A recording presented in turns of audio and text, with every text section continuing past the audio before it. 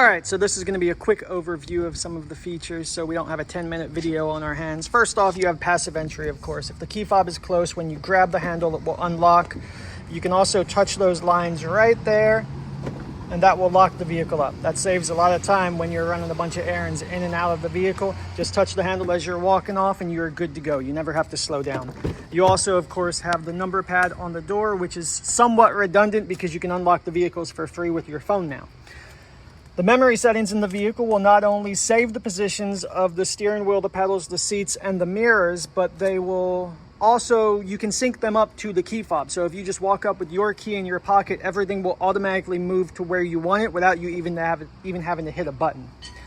Now, when we hop in the vehicle and we crank it up, my favorite feature in these new cars, by far, it's not even close, is the cruise control. With normal cruise control, you would cut it on, you would set a speed, and then you would speed up and slow down. You can still do that, but once you set a speed, you can also set a following distance. Let me see if it'll let me show you here. There you go, you can see it right there. You set a following distance, and what that's going to do is if you have the cruise set at, say, 70 miles an hour and you start coming up behind a vehicle that's doing 60, this will slow down and then speed up and slow down with that vehicle, maintaining whatever following distance you've set. Once that car gets out of your way or you get past them, it will go back up to your original speed. Now, this vehicle is also reading speed limit signs, so if you come into a lower speed zone, it will keep that in mind. You can program the car to always go over or under the speed limit as much as you want, up to 20 miles per hour in either direction. That's a bit much if you ask me. Most people set it at +6, +7, +8, somewhere around there. The other component of this cruise control is the lane keeping and the lane centering. Now, if we go into the settings here, we will see that you do have lane centering and speed sign recognition with the cruise control. The speed sign recognition is what I already talked about, where it will read speed limit signs and adjust for you. But the lane centering is an upgraded version of the lane keeping system, where it used to be a reactive system, where if you come up and you approach a line without your turn signal on, the vehicle, the steering wheel would just do that and nudge you away. If there's only one line or the other, if you're on a back road and you start leaving your lane or going off the road, the vehicle will still do that. But when you have the cruise control on, at that point, it is constantly watching the lines on both sides of the front tires. It's measuring and it's keeping that distance equal on both sides to the tune of 7,000 times a second. So then the end result is what you have. Rather than the vehicle bumping you back and forth if you're, drifting a little bit, it is smoothly navigating those curves. And if you take your hands off the wheel, after a few seconds, it will yell at you and ask you to put your hand on the wheel or just have your knee on the wheel, some sort of presence.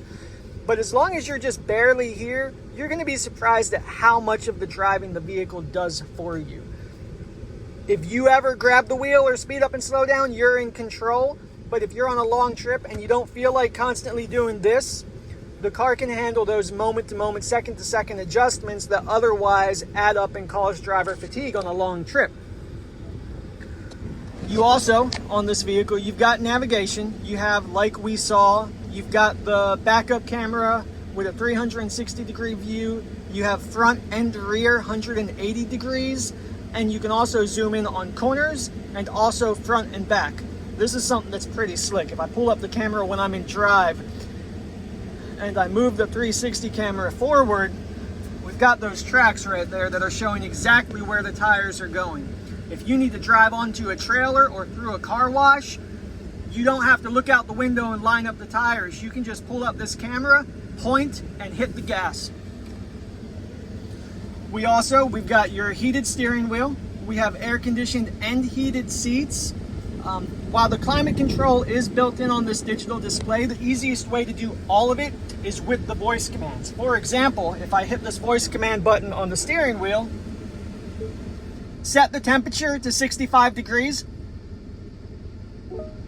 Setting temperature to and there you go, we're at 65. The vehicle also has wireless charging. You can just toss your phone there, and since Apple CarPlay and Android Auto is wireless, you don't even have to slow down to plug it in. You just hop in and your phone will take over this display. If you've never had Android Auto and Apple CarPlay before, what that does is it's pretty much the same as having a TV, and you can hook up a video game system or a DVD player to it. You've got this display and it's got the navigation built in, but you can also hook your phone up or my phone up to it, an old phone or a new phone up to it, and that phone will take over this display. The cool thing about that is not only does that mean you are always going to have premium navigation that updates constantly for free in the form of the navigation on your phone, be that Waze, Google, or Apple Maps, but if you have this car 10 years from now, you're gonna hop in with a phone that's new, not a 10-year-old phone. So while this display will be 10 years old, you know, in 2036, when you hop in this car with an iPhone 25 or whatever you have 10 years from now, and that phone takes over this display, all of a sudden you have a brand new computer running brand new software on this display. So it makes them timeless in a way that wasn't possible a few years ago. I'm surprised that they haven't started selling vehicles with blank screens yet, just waiting for you to hook your phone up, because it's that much better than anything else out there. If this were a Cadillac, a Subaru, a Tesla, or a Ford, I mean, Sync 3, the software is amazing, but when you hook your phone up, Apple CarPlay and Android Auto is so much better. I would say use that and forget this exists. That said, you do have a lot of new things they've added here, one of the big ones being a digital owner's manual. The cool thing about this is if you have that 700-page paper manual and you don't know what that icon means, well, good luck finding it. You know, if you don't know the name, you just have to read until you find something that sounds familiar. But here in this digital owner's manual, while you're sitting in the vehicle, we can hit visual search and we just go until we find the arrow pointing at the thing that we've got questions about, and there it is. There are also tutorial videos here, but frankly, if you have any questions, you've got my cell phone number. Call me, I can walk you through it in my sleep. We also have the panoramic moonroof. It might as well be a convertible.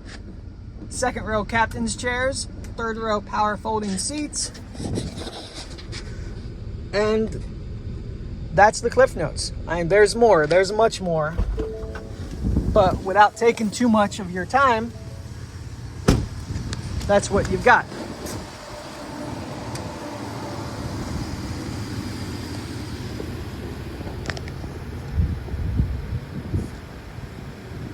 I hope you have a good day. I look forward to speaking with you soon.